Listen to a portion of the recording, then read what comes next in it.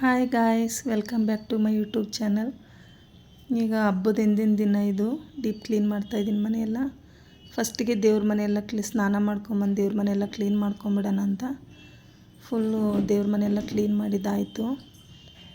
ಇವಾಗ ದೇವ್ರ ಮನೆ ಒರೆಸೋದಕ್ಕೆ ನಾನೊಂದು ಶಾಂಪೂ ಹಾಕ್ಕೊಂಡು ಸ್ವಲ್ಪ ಪಚ್ಚಕರ್ಪೂರ ಹಾಕ್ಕೊಂಡು ಅರಿಶಿನ ಪುಡಿ ಹಾಕ್ಕೊಂಡು ಕ್ಲೀನ್ ಮಾಡಿರೋದು. ಈ ಕಡೆ ಅಡುಗೆ ಮನೆ ಬಂದರೆ ಅಡುಗೆ ಮನೆ ಎಲ್ಲ ಕ್ಲೀನ್ ಆಯಿತು. ಏನು ಗ್ಯಾಪ್ ಇಲ್ದಿರ ಕ್ಲೀನ್ ಮಾಡೋದು. ನಾವು ಯಾವಾಗೂ ಹಂಗೇ ಹಬ್ಬದ ಹಿಂದಿನ ದಿನವೇ ಎಲ್ಲ ಕ್ಲೀನ್ ಮಾಡ್ಕೊಂಬಿಡ್ತೀನಿ. ಹಬ್ಬದ ದಿನ ಬರೀ ಪೂಜೆ ಮಾಡೋದಷ್ಟೇ ಇರಬೇಕು ಅಂತ.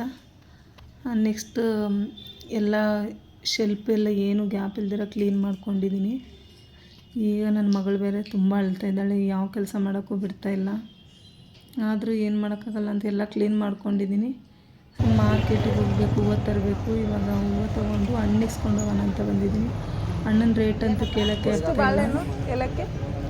ರೇಟ್ ಆಗಿದೆ. ಆಪಲ್ ಅಂತೂ 250 ರೂಪಾಯಿ.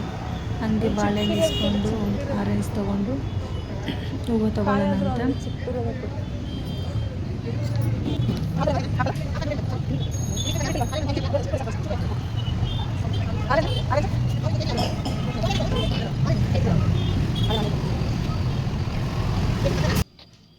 ಇವಾಗ ಹೂವು ತೊಗೊಳ್ಳೋಣ ಅಂತ ಬಂದೆ.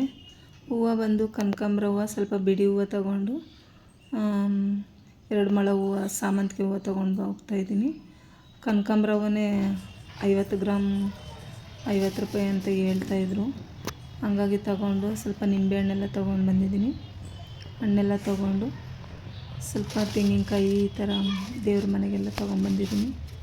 ಇಷ್ಟೆಲ್ಲ ಕೆಲಸ ಆಗೋಷ್ಟರಲ್ಲಿ ಸಂಜೆ 5 ಗಂಟೆನೇ ಆಗೋಯ್ತು. ಈಗ ಒಂದು ಕಪ್ ಕಾಫಿ ಕುಡಿದ್ಬಿಡೋಣ ಅಂದ್ಕೊಂಡು ಕಾಫಿ ಕುಡಿತಾಯಿದ್ದೀನಿ. Thank you friends. ಯಾರಾದರೂ ಸಬ್ಸ್ಕ್ರೈಬ್ ಮಾಡ್ಕೊಂಡಿಲ್ಲ ಅಂದರೆ ಪ್ಲೀಸ್ ಸಬ್ಸ್ಕ್ರೈಬ್ ಮಾಡ್ಕೊಳ್ಳಿ.